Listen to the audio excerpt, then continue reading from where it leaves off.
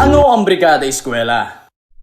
Dito na ipapakita ang diwa ng voluntaryong pagtutulungan ng mga stakeholders upang ipakita ang kanilang suporta sa iba't ibang proyekto ng paaralan tulad ng Wash in Schools, WINS Program, Disaster Risk Reduction Management, Dropout Reduction Program at iba pa na makatutulong sa kalusugan, kaligtasan at kasiyahan ng mga mag-aaral upang may pagpatuloy ang may kalidad na edukasyon. Kailan isinasagawa ang Brigada Eskwela? 2 linggo bago magsimula ang klase, ito ay sinasagawa sa pamamagitan ng paglilinis, pagpipintura at minor repairs ng mga silya, silid-aralan at iba pang pasilidad ng paaralan. Ito ay taunang programa na isinasagawa ng Department of Education. Paano ito maisasagawa ngayong may COVID-19 pandemic? Ito ay isasagawa sa ilalim ng New Normal kasabay ng Offline Balik Eskwela. Ano-ano ang mga layunin? Una, patuloy na makapag-aaral ang mga mag-aaral ng may katiyakang sila ay ligtas, maging ang mga guro at empleyado ng ahensya. Pangalawa, bigyan diin ng slogan na bayanihan sa paaralan, ang paglalapat ng kaalaman at pagsisikap na matugunan ang mga isyong pangkalusugan sa mga tahanan, paaralan at maging sa buong komunidad sa gitna ng pandemic na ito. Ano-ano ang mga dapat isalang-alang sa New Normal? Isinasaalang-alang ang mga social distancing measures at ang pagsasagawa ng proper hygiene alinsunod sa IATF health protocols, DOH health standards, local and national quarantine rules, at iba pang mga tagubili ng DepEd Task Force NCOV. Ano-ano ang mga hakbang na maaaring isagawa sa Brigada Eskwela sa ilalim ng New Normal?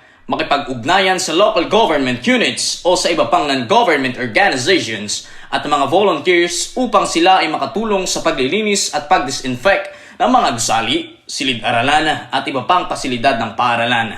Maaaring makipag-partner sa mga stakeholders upang magkaroon ang mga paaralan ng mga sumusunod na kagamitan.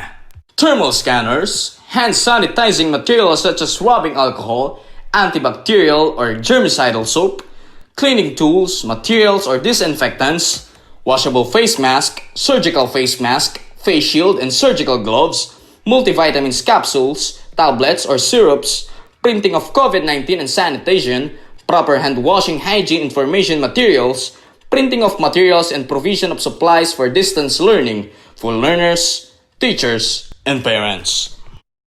Tiyakin na makapagsasagawa ng psychological first aid o iba pang psychological interventions and debriefing in partnership with stakeholders. Magkaroon ng orientation activities sa mga guro, partners, PTA at mga mag-aaral hinggil sa DepEd's Learning Continuity Plan na nakafocus sa multiple learning delivery modalities sa pamamagitan ng computer-mediated communication strategy. Hikayatin ng mga magulang na makipagtulungan upang maipagpatuloy ang pag-aaral ng kanilang mga anak sa pamamagitan ng Parents-Teachers Association.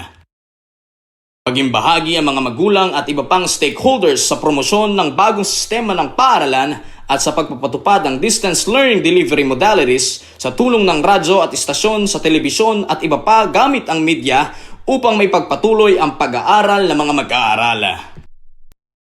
Alamin ng mga school heads ang pagkukunan at ang kinakailangang ihanap ng partners para sa high-tech, low-tech o no-tech na pagkatuto ng mga mag-aaral. Makipag-ugnayan sa DepEd units at Department of Agriculture sa inyong lugar na nakaalam ng implementasyon ng gulayan sa tahanan or urban vegetable gardening sa tahanan bilang bahagi ng Brigada Eskwela at School Family Community Partnerships upang patuloy na patugunan ang kinakailangang pagkain sa tahanan, gayon din ang school emergencies. Paano naman isasagawa ang Offline Balik Eskwela? Ito ay formal na isasagawa simula June 1 hanggang August 29, 2020 upang matiyak na maipapaalam ang learning opportunities sa gitna ng COVID-19.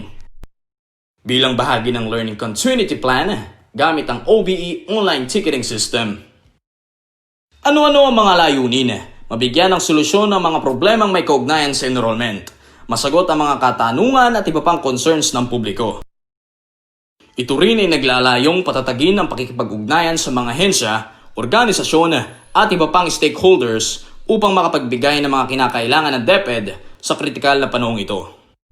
Ang bawat dibisyon ay magkakaroon ng OBE Public Assistance Command Center upang sila ang gumawa ng mga sumusunod: pagtanggap, pagproseso at pagsagot sa mga simpleng katanungan, hinihinging impormasyon at hinaing mula sa publiko. Ang mga komplikadong issue at reklamo ay dapat ipagbigay alam sa legal officers.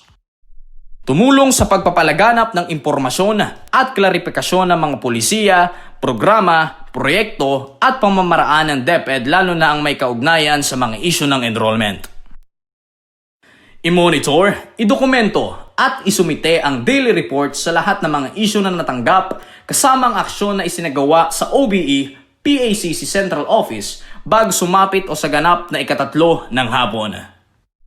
Ano pa ang hinihintay nyo? Tara na!